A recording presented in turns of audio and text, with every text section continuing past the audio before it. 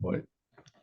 All right. Good morning, everyone. Yesterday we learned in this Mamar, it was a speech given by the Lubavitcher Rebbe. It's called a Mamar. Usually these speeches are more Kabbalistic in content, and the Rebbe usually says it with his eyes closed, and which is not the same thing as a sicha, speech given. It's a different type of a speech. A speech is called a sicha, and that's usually more the intellectual, asking a question on Rashi or explaining something in the world, politics or something.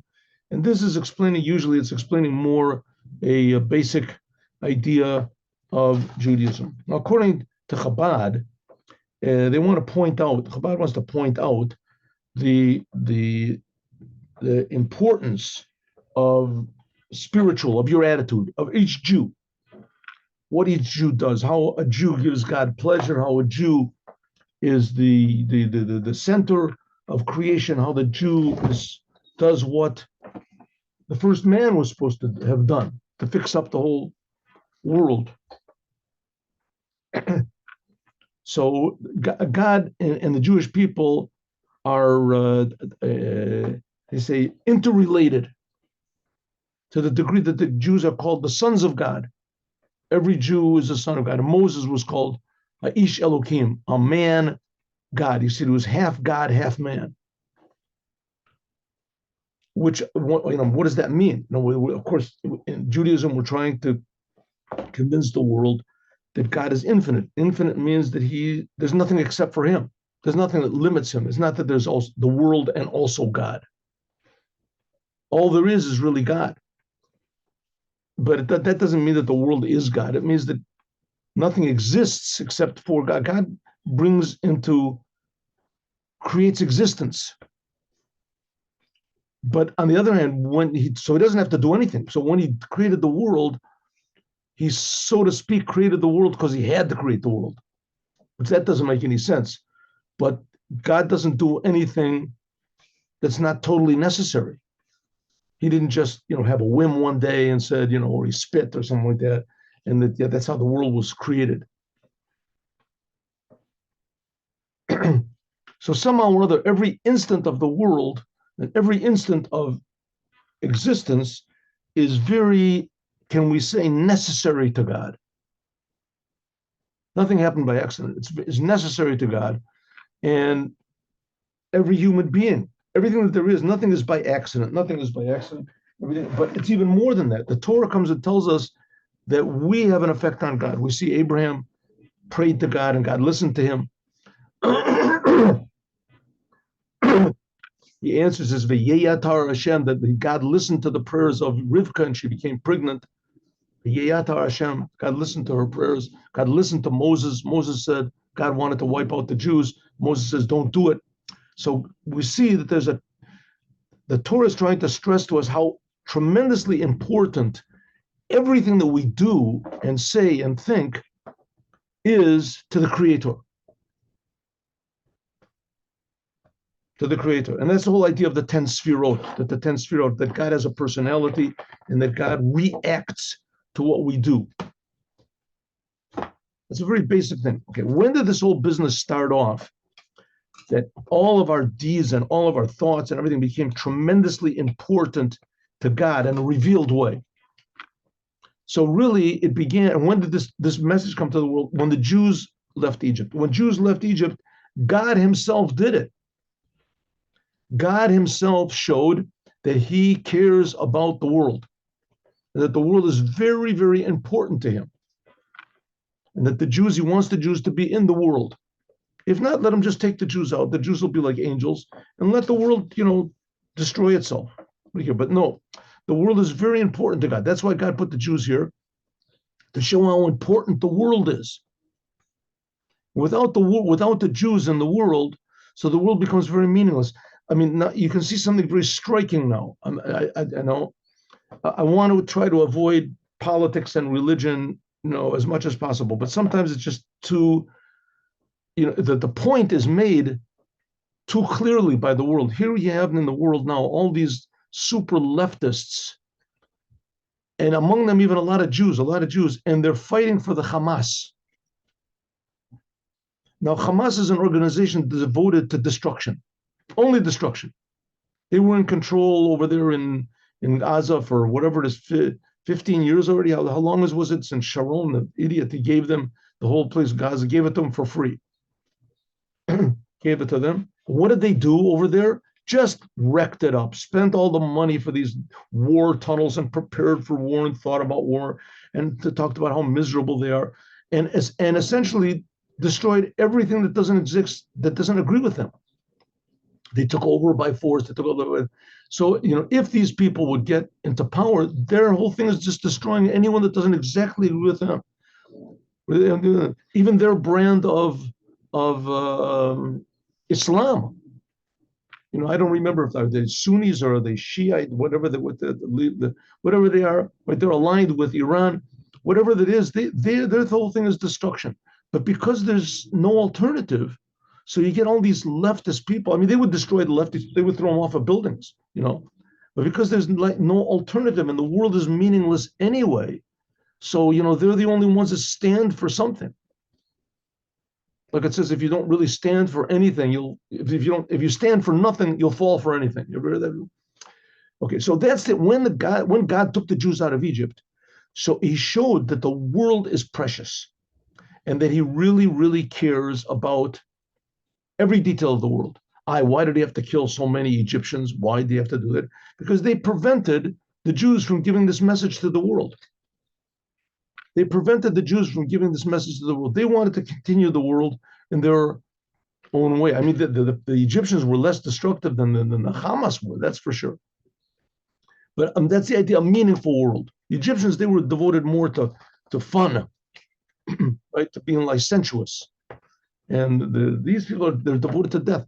So when God took the Jews out of Egypt, it gave meaning to the whole world. And that's why the 10 Commandments, I mean, a lot of people believe in the 10 Commandments, even people that don't believe they're opposed to Judaism, but the 10 Commandments, they believe. The first of the 10 Commandments, I am God that took you out of Egypt. In other words, that's the beginning of putting meaning and order and law and order into the world. Okay. So the Rebbe asked the question, good, so we left Egypt. But the fact of the matter is going out of Egypt, that was just a preparation for something infinitely greater. So the language the Rebbe used, if we remember last time, the language the Rebbe used is that God took us, excuse me, so that opened the channel, the pipeline for Geula, for redemption. Judaism is based on the idea that God personally, creator of the universe, personally, directly took one whole nation of millions of people out of Egypt, took them out of slavery and gave them his Torah. 50 days after they left Egypt, they received the Torah. So going out of Egypt was just a preparation for receiving the Torah. The Torah was God himself revealed. God himself revealed on Mount Sinai, and everyone knew that the Torah is the will and the wisdom and the directives of the creator of the universe. It's the will. In other words, when you do the Torah, you're inside of the wisdom of God. You're inside of God's mind. You're inside of God's heart. When you do, that's what the Torah is. Everyone knew it. That's amazing. Well, the fact is that was only just as going out of Egypt was a preparation for receiving the Torah. So going out of Egypt and the receiving of the Torah is a preparation for the future redemption. And it says in the future redemption, there's going to be a new Torah. What does it mean, a new Torah? Not one letter of the Torah is going to change, and not one meaning of what the rabbis said will change. But what it means is we'll see the godliness in the Torah. We'll see the godliness in the Torah. We'll see something in the Torah that we never saw. We saw it for a couple of minutes when the Torah was given, how godly it is. And since then, when you learn the Torah, you're just learning another book. And you have to believe. Okay, so going out of Egypt then opened the door for this whole new revelation of what God is and how important the world is to God. Every detail of the world. That began it. The end of it is going to be when Mashiach comes and reveals this to everybody constantly. When the Jews got out of Egypt, it was only for the Jews and not all the Jews. It says the 3/4 of the Jews, the 4/5 of the Jews died in Egypt. They didn't want to leave. In the plague of darkness, they died. And then when God gave the Torah, it was only very temporary. It was only one place. But the Mashiach is going to make revealed the truth that God is everywhere and that God is creating everything and that every detail, every second is important. Every human being will feel that God is creating them. It says then there's going to be greater miracles, incomparable miracles to what it was going out of Egypt. Just like the miracles of going out of Egypt was incomparable. Let's say you work in the fields, you want to they had to build bricks over there. So let's say a person who works in the fields, all of a sudden he finds, 5 days worth of straw, whatever it is. What a miracle! Wow, 5 days I don't have to work. This is what is the miracles of going out of Egypt were incomparable to the miracle of finding, let's say, 5 days worth of straw or something. The same thing is the future miracles that are going to be I hope it won't be future. It's supposed to be right now. Will make the miracles of going out of Egypt something like finding, 5 days worth of straw so we don't have to work building bricks. Okay, so there's going to be amazing miracles that are going to be good when they left Egypt. That began the whole thing. That began. But still, why mention that in the future? It says in the future redemption, we're going to talk about going out of Egypt. Why? Why is it so necessary? It's going to be incomparably greater. Why? So it says, okay. As it says there, that's what it means. One second, let me just get this here pointer. Zeo, that's what it means. The days of going out of Egypt. Yemei, a lot of days. Remember, we asked the question in the beginning, why did the prophet Micha, say, like the days of leaving Egypt, I will show you miracles, implying the miracles that are going to be in the future are even greater. That's one of the implications. But okay, why does it say the days of going out of Egypt? The Jews left Egypt just in one day. Says the Rebbe, I'll tell you why. Because Kol Yamim, every single day, Miyamei Geula Rishona, from the first redemption, Migalas Mitzrayim, from the going out of Egypt until the future redemption, from going out of Egypt, how long was that? 3,336 years ago. We're 2448 now, and now it's this. So it's 3,336 years ago. We left Egypt. Multiply that by 365. Left my. All right. Anyway, somewhat. I have my computer. Okay. Multiply that by 365. About 365 times 3,336. So that's something like 900,000, huh? Something like that. More than that. Let's say 1 million. Okay, 1 million days. Make the calculation. So that's about 1 million days. Is that true? Let's get this thing straight. I don't know. 1 second. 300. What's 300 times 3,000 is 900,000, right? So you get a couple also. It's about 1 million. You got 1 million days. Every one of those days since we left Egypt, we're going out of Egypt. It says the Kol Yamim, that all the days from the first day that we left Egypt until the future redemption, Bimei Rabbi Aminu, it should happen quickly now. Every day is a day of going out of Egypt. Every day is a day of preparation for the future redemption. Kamavur, like it's explained in the Mamar over there by the previous Lubavitcher Rebbe, which was what we say was Tafshin Ches 1958. The Hainu, namely, the that which in going out of Egypt, Niftach was opened up at Sinor, the pipeline, Al Geula Atida, also for the future redemption.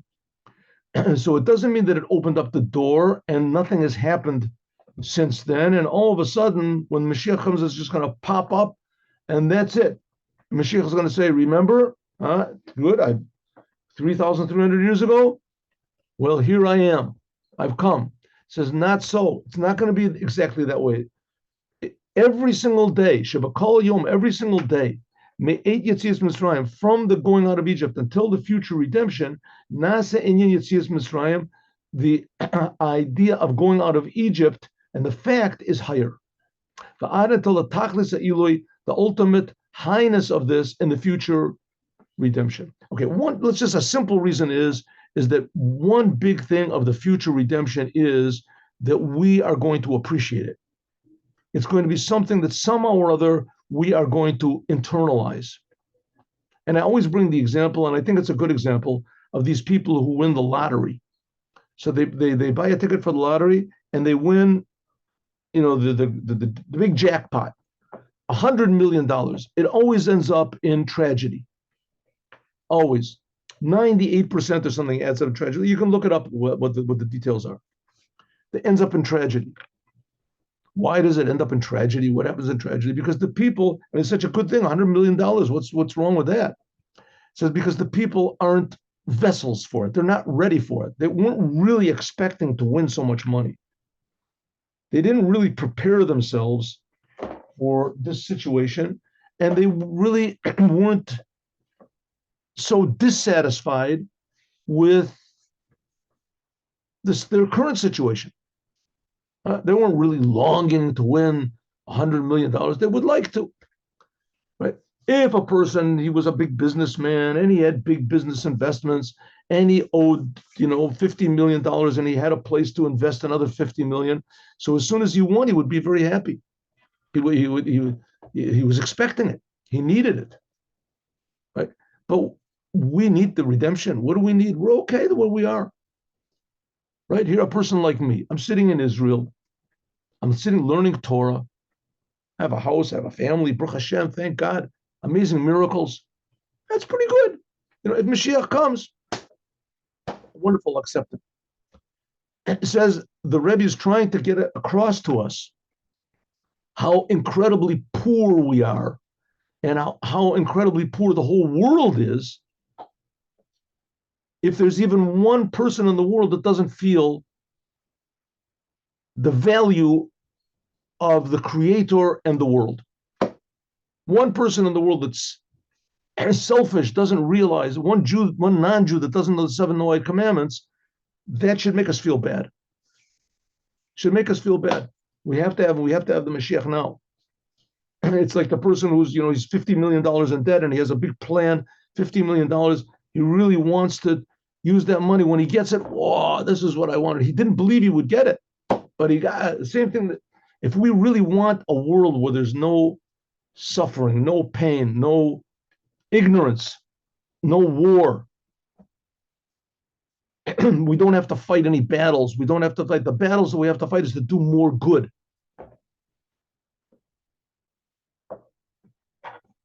If we're not really longing for that, right? That longing that every human being in the world should know and feel that he's being created by God and he's important to God. If we don't feel, that doesn't make us feel bad. So then we won't appreciate the future redemption, says the Rebbe, but that's not going to happen because every day that we do good deeds, that improves the world. That makes the world a vessel for godliness. Now, how exactly this thing works, I don't know. There has to be some sort of a quantum, a critical mass of people that want Mashiach. It could be maybe even 2 or 3, I don't know. If they really want Mashiach to come, then that could be the critical mass in what is it? Atomic fusion, or what is it called? They have to put the uranium on one side and there's something on the other side. And then as soon as there's a certain amount, and they pull the separation between them, then it starts this reaction and everything goes up, right? It goes up. The same thing is in the world. As soon as the sufficient number of people really want the future redemption, and really only in Chassidut Chabad is explained what this is, but there's other great Jews and also simple Jews that they want the redemption as much as anyone who knows all the books of Chassidut. They want it. They come. So therefore, so every day since going out of Egypt for 3,200 years, every day is a little bit better, a little bit more of a vessel. The Inyan is like this. The Hine Omer is all the rabbis say, Kol Yom Yom. every generation and every day. The Alter Rebbe adds on every day in the 47th chapter of the Tanya. Looking it up, 47th chapter of the Tanya. Chayav Adam, a person is obligated to see himself as though he is going out of Egypt. V'kol yom, every single day, tzorech liot, there has to be Yetziah miMitzrayim. You must go out of Egypt. What is Egypt? Explains over there in the 47th chapter of the Tanya, especially in the time when you say Shema Yisrael. When you say that God is one, suddenly you realize that I don't think that God is one. I don't feel that God is one. And the fact is that God is one. God is creating everything from nothing. The whole world is a big miracle. I don't really feel it. When you say Shema Yisrael, you remind yourself that up to now I've been in Egypt. I've been living in a false world where all I saw is myself. That's going out of Egypt. Like the Alter Rebbe writes, and like I said, the first Rebbe writes in chapter 37. Here it says, what is this? Anyway, 37. The what? Shetiknu Parshas Yitzis Mitzrayim, that which they established, the paragraph of going out of Egypt, the third paragraph of the Shema, Davka hu b'penei she'ein, that they are Kriya Shema and going out of Egypt are the same thing. And there's a commandment in Judaism that you have to say Shema Yisrael twice a day. And there's different opinions if you have to say just the first line, or if you have to say the first paragraph, or you say the second paragraph. But there's 3 paragraphs. And the third paragraph is really nothing to do with the first 2. It's talking about putting on tzitzis. You have to put on tzitzis on your garment. They have to be a blue thing on your tzitzis and tzitzis and tzitzis. There's nothing to do, but it ends up. The first 2 chapters talk about the oneness of God and how you have to believe in God. You have to love God. And the third chapter doesn't, the third paragraph of Shema Yisrael doesn't talk about that. But it ends up by saying, I am God that took you out of Egypt. And that's why they tacked it on. Why did they tack it on to Shema Yisrael? Because saying Shema Yisrael and going out of Egypt is the same thing. The Inyan Zeh, this whole topic of going out of Egypt, it has to be the service, I'm sorry, and in the service of Kriya Shema, saying Shema Yisrael. Also in the Shema Yisrael that we say twice a day, even in the evening. Now in the evening, you don't have to put on tzitzit. That's the law. You don't have to put on tzitzit in the evening. So why do we say this whole chapter about tzitzit? Again, because it contains going out of Egypt, and we have to think about going out of Egypt.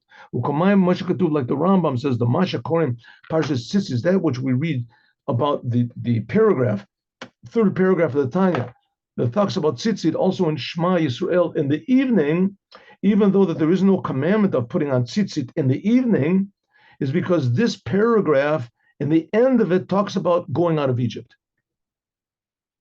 And going out of Egypt is a principle that has to accompany us constantly. We are in Egypt. It's not that we left 3,000 years ago and we got the Torah and that's it. It's not so. We are still in Egypt right now.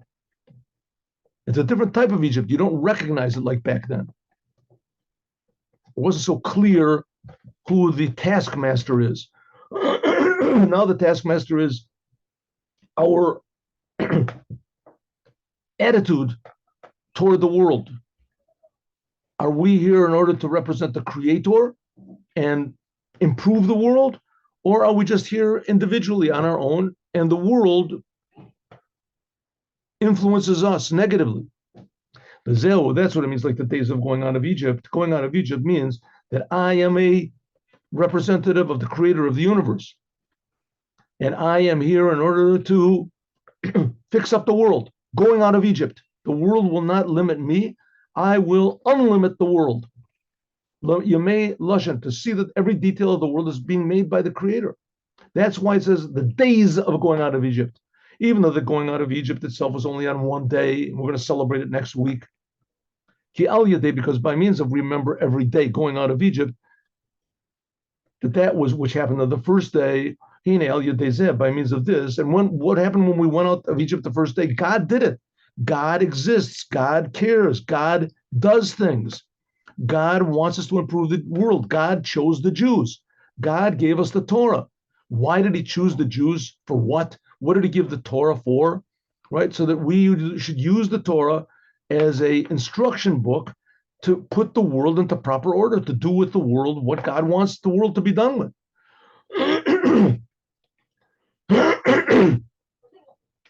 Even though the going out of Egypt was only on one day, but by means of us remembering every single day going out of Egypt, how God exists and God cares and God wants us to be his partners. That's really the big message of going out of Egypt. God exists, God cares, God works in the world, God will help us. But the main thing is that God chose us to be his partners, his partners. So to speak, we can say that God needs us. God doesn't do anything by accident, right? We just happen to be here and we just happen to, right? Everything is necessary. And God wants us to be his partners. It says that when the Jews don't do what God wants, that he's sick.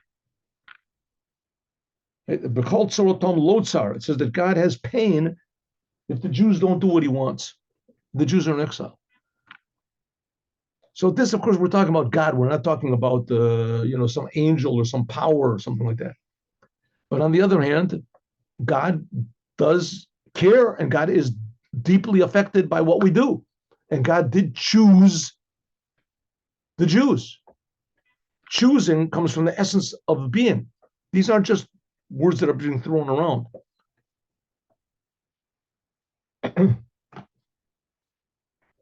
When a person thinks about going out of Egypt, a person stands himself a matzav shel ufratster. That's right. Okay, so every day a person has to go out of his own limits, her own limits, and a person that he makes a firm decision.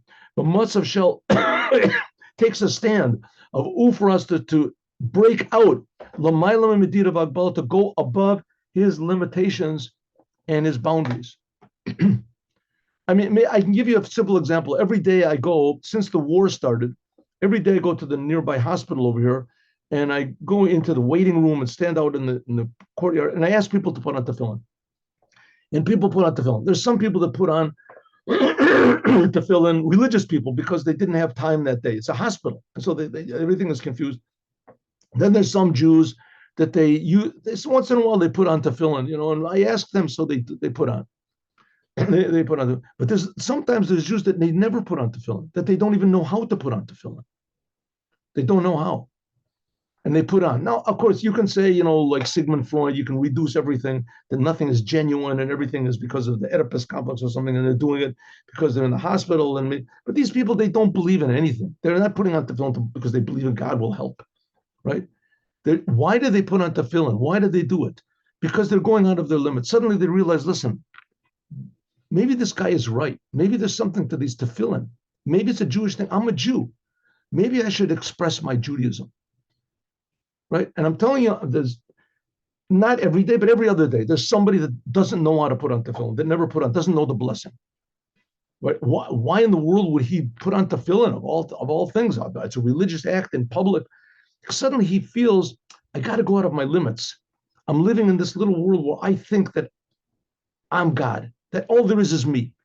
Suddenly he realizes that, I got to go out of that. That there's, maybe Judaism is really representing the creator of the universe. Maybe, like we say, Ein Kelokeno, our God is not like any other God. Our God is not a God that sits up in heaven and looks down and the world is separate from him. That's called Shtei Reshuyot. That's called two domains. That's like idolatry. Saying that God is far away. That's like being in Egypt, being the servants of the idolaters. We got to go out of that to feel, starts to feel, listen, maybe I should do what the creator wants. Maybe I should do what the creator created me for. Maybe there's something really good hidden in the world that I have to bring out. That's what means going out of Egypt. Until Shaboim we come to Ufras to Batachlis, a person can go out of all of his limitations in the Gula Mitit Veshlema, in the future redemption, where all of our good potential is not restricted by the world and our attitude, our false attitude toward the world. Al Yedei Mashiach Tzidkenu. Like I say, if you don't have this, that there's ultimate meaning in the world, there's ultimate purpose, and that every moment is precious and important. And the Torah tells us how. So you get the ridiculous, how do you say?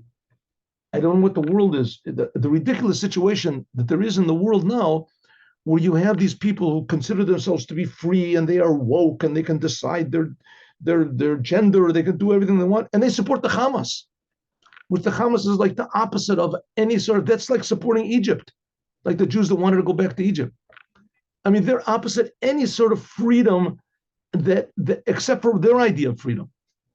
Everything, right? They're just total murderers and total, the thieves and murderers and rapists and the worst type of people in the world. But forget about that. They oppose everything that these leftists are like I said before. If you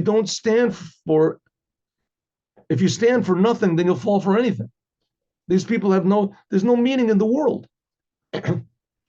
So the Jews came out to show that there is meaning in the world, and there's absolute meaning in the world, and that there's pure potential inside of each human being, and every human being is potentially very, very good. That's called going out of Egypt, and that's what the Mashiach will bring. That says, Olah HaPoretz Livnean. Says the whole thing of the Mashiach he's going to be called a Poretz. He's going to be called a break, how do you say, a breakthrough. That's what the Mashiach is going to be called, Ben David. Why is Mashiach supposed to come from David? There's also what's called there's a Mashiach Ben Yosef, right? Ben Yosef, which that's also shrouded in mystery, and there's all these different opinions what they are, but that's not what we're praying for. We're praying for Mashiach Ben David, as Samach David Avdava. Why is Mashiach called Ben David? And also the sign of Mashiach is, one of the signs of Mashiach is that he's going to be working at the Torah, learning Torah constantly, and mitzvah, doing the commandments and spreading out the commandments like King David. The Lochem Milchemas Hashem, and he'll fight the battles of God. The David is from the sons of Peretz. Remember the stories of Peretz and Zerach and all in the Torah. Ketiv, like it says, Ma Paratzta Lecha Peretz. What did Peretz and Zerach from the sons of what was it? Tamar. The Peretz. Peritztas call breaking out from all limitations and all false obstruction to being who we really are. So that's the idea of coming closer and closer to the Creator and realizing how infinitely close the Creator is to us. And the Creator is exactly that. He's Creator. He's given us power to improve the creation, to do good. And going out of Egypt is to unleash that power. And we have to do that every single day through our prayers, through our good deeds. Behold, Seder Zeh, this whole the idea of Geula. And I just want to say one more thing, this idea of going and putting tefillin on people. When I do that, so these people, they go out of their limits, but it takes me out of my limits also, because I see how genuine these people are. They put on tefillin the first time. I think to myself, if I was them, I don't know if I would put on tefillin. I don't know if I would do it. I made a decision a long time ago that that's what I'm going to do. But who knows if the reason I put on tefillin is because I did it yesterday, did it the day before. That's what I do. And these people are doing it only because God says, and they have no idea what God is. They have no idea. I have a little bit of an idea. That's false. They have a true idea, a true feeling of the infinity of God that takes them out of whoever they were. So it's an inspiring thing to see, right? It's the thing. The simplicity of a Jew is incomparable. There's nothing you can compare it in his relationship to God. Incomparable. Okay, behold, this whole order of Geula, of the future redemption, began when the Jewish people left Egypt. But let me see, 1 second. Give me a second over here. Somebody has something open over. Oh, here we go. Please. There we go. Good. Okay. That which is that is a state of going out of Egypt, and that began with going out of Egypt simply 3,336 years ago, until we finally come to remembering going out of Egypt every single day. That's been going on for the last 3,300 years, until finally it will culminate with the future redemption by means of Yala Poretz, by means of the Mashiach, who will take us out of all of our false, what are they called? False preconceptions and and there's a word I'm trying to look for, and our I don't know, I'll think of it in a minute. V'yesh dugmato b'kol yom. We have an example every day. We have an example every day of going out of Egypt. How? Behold, in the beginning of the day, before we pray, a person is found in Egypt. Why? You wake up in the morning and all you feel is yourself. You're tired and your body totally rules you. Body puts you to sleep. Your body puts you to sleep. As soon as you wake up in the morning, then you're thinking about yourself. Here I am. Like it says, Chadlu lechem min ha'adam, be careful, keep away from the person that neshama ba'apo, that his soul is in his nose. What does it mean in his nose? It hasn't spread through his body. He's just breathing. Because he's not considered to be anything. He's not b'meh nechshav. He's considered, what is he worth? It's a sentence in Isaiah. It says, don't say that he's b'meh. What is he value? But bama. A bama is like a private altar people used to make in their backyards and make offerings on. He considers himself to be like a bama, he's a private, and he say, I'm the holy temple, right? I'm God. He considers himself shadachila, that at the beginning, the soul of a person is only in his nose. The enumit pashetas, and it doesn't spread out in his body. What does it mean? I'm breathing. That's it. That's it. The soul of the person, what's alive? Me. But it doesn't spread out. You don't feel the miracle that my soul is a big miracle, but it's only in my nose. In other words, that it's a way that Isaiah was trying to say that your whole being is not aware of the miracle of life. Only in your nose. And therefore, who nechshav is considered to be like a bama. He's considered to be like an altar. Almost like an altar to idolatry. Shu tokef amatzius, that he feels strong egotism, a gvulim, the chomras aguf of his physical body. Therefore, in the beginning of the day, each one of us has to do what's called eskafia. And this is going to be the topic of what we're going to be talking about now. Eskafia. What's eskafia mean? Eskafia means simply forcing yourself. Forcing yourself. Or in this case, you make a war against yourself. Your enemy is you. So what does it mean? My enemy is me. How many me's are there? There's the me that fights against me. I am the enemy of me. What's going on over here? So he says, yeah, that's the way it is. Every human being, and the Jews are the ultimate example of this, the clearest example, are really two people. Really two people. Only one of them can work at a time. One person, you can see this really, really clearly on people that are addicts, drug addicts, alcoholics, and things like that. They're given over to their pleasures. Their rouses in their mind, this is wrong. I'm destroying myself. I got to stop. And they can't stop.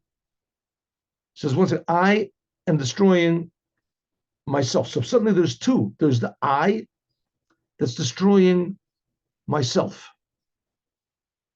Really, the fact is that it's the other way around. My selfishness is destroying my real I, who I really am. But there's two. So how do you get out of it? How do you get out? You have to force yourself. You have to trick yourself. You have to convince yourself. In the end, nothing more natural for an alcoholic. He takes a drink. He has to force himself not to do it. Force himself not to take a drink.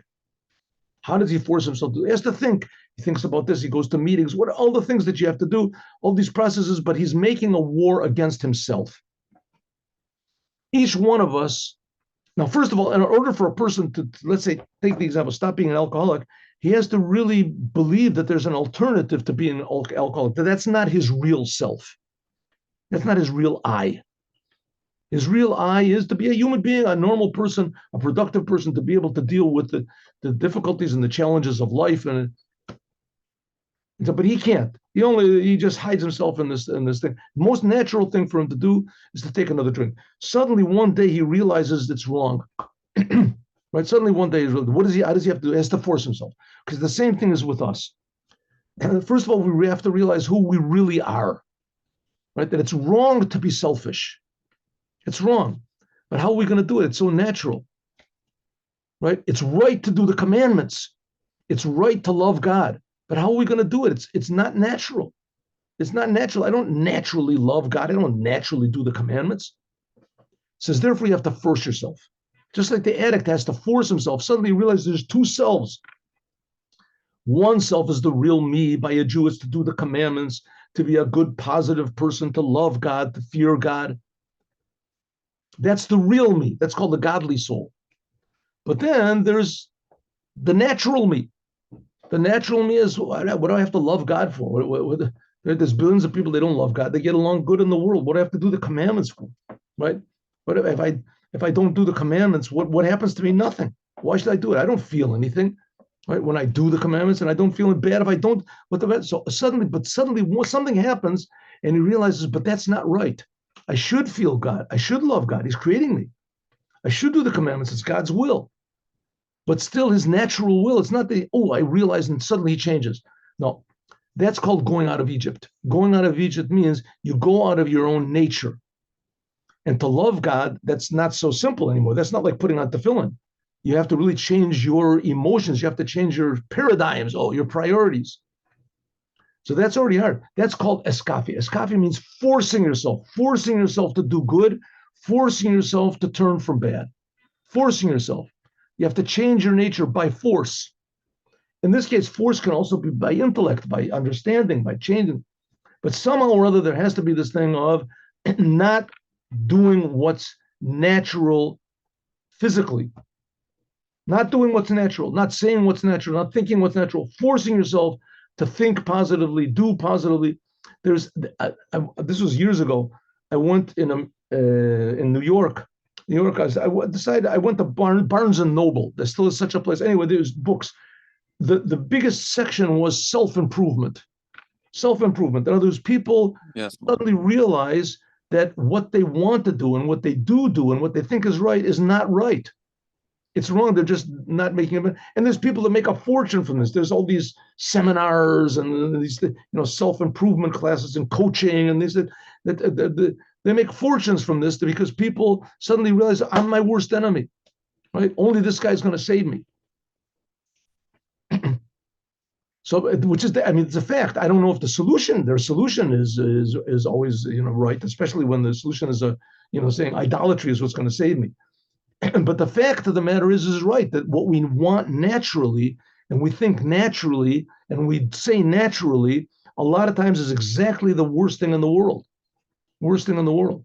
I mean, you see the biggest example now, all these woke people, leftist people, going for the Hamas, and they're cheering and they're screaming, and this is what's right. It's the worst thing in the world for them. The worst thing possible. So what are they supposed to do? They have to control themselves. We have to control ourselves. What we see outside, it's a message to us that we do the same thing, right? I'm doing the same thing that they do. And just as they're not aware of their fault, I'm not aware of my fault. But for sure it's there. And therefore I have to force myself. In the beginning, that's what we have to do in the daytime. That's serving God. In the daytime, first of all, you wake up in the morning, you have to force yourself. You have to mitkaber, you have to defy the physicality, the physicalness of the body and the natural soul and of the whole lu'umitza and the whole world, which seems to be screaming out that there's no God. We're the boss. You have to do what the world says. Until the poil shum that you can eventually bring that also your body and your natural soul, it's called the animal soul, in relation to the godly soul, it's called an animal soul. Yanu will say, Amen. You'll force yourself to do what's right, say what's right, think what's right, even feel what's right. But you're still forcing yourself. And they'll even help you. This is only b'derech haskafi. It's only by forcing. Until afterwards you'll come, transformation. First of all, you like you can actually transform yourself, that you really start to love God. First of all, it can be like King David. It says in the first chapter of the Tanya that his heart was empty inside of him. It says the heart didn't make any problems for him. And afterwards, it's a higher level of love. You love God with all of your heart, with Shnei Yetzerecha, that also your Yetzer Hora, your selfish impulses, they themselves will transform to be good. Like tshuva, like that's the idea of tshuva, total return to God, tshuva from love. That says that your purposeful sins that you did, they become merits. Why do they become merits?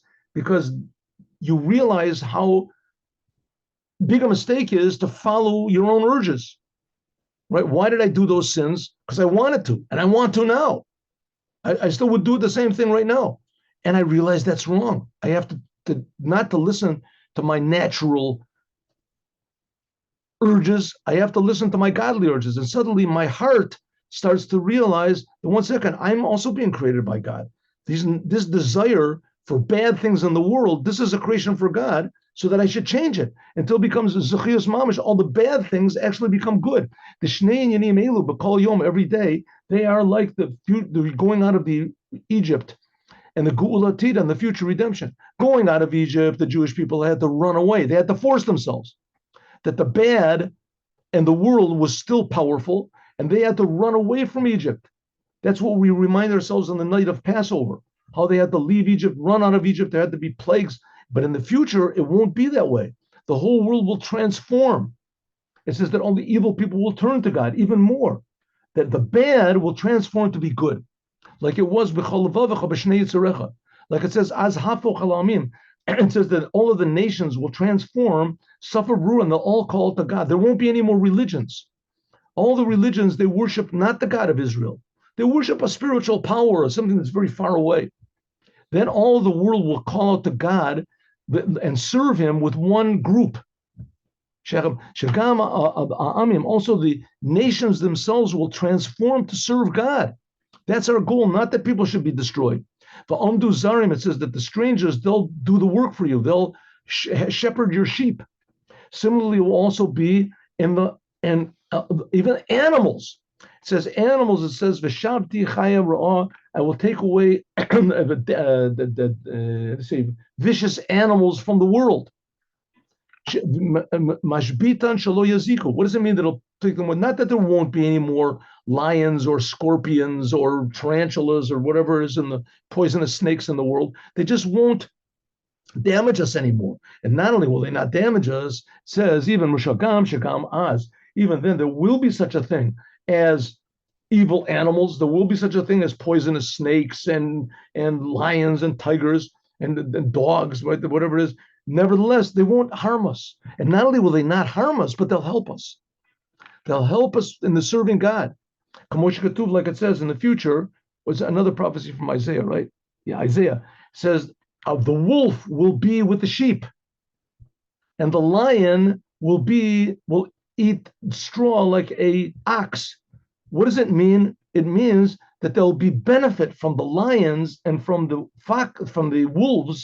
wolves. There'll be benefit, just like nowadays there's benefit from sheep and like from sheep, and there'll be benefit from lions, just like there is benefit now from oxen, right? Oxen, I don't know what it'll be. Lions will pull carts or something, whatever it is. But until Shagam and Nachash, it says even more that the poisonous snakes, the venomous snakes, will be Shamash Gadol. It says in the Midrash that there'll be a big servants in Sanhedrin. There'll be servants. Originally the original serpent that tricked Eve and Adam to eat from the tree, it says that was against man. But if man would have just taken a strong stand and saying, okay, snake, you're doing your job. You're trying to convince me to do sins. Now I'm going to do my job. I'm going to defy you. If that would have been, then the snake would have said, okay, you do your job. I'm going to help you do your job. I'd rather help you do your job of building than do my job to destroy. I see it's not, my job is not working anyway. I'm a failure. I'm trying to make you do sins. It's not working, so I'm going to help you. The low rock shagam and nachash, not only will the snake aid us in serving God, but even more, that the service will be in a way, it says that he'll be a big servant, shamash gadol. as we're going to continue, God willing, tomorrow. God willing, I hope we'll even finish tomorrow, Friday. So tomorrow, Friday, we'll finish tomorrow. Okay. Took a little bit of time, but let's see. 1 minute. I'll answer the questions in a minute.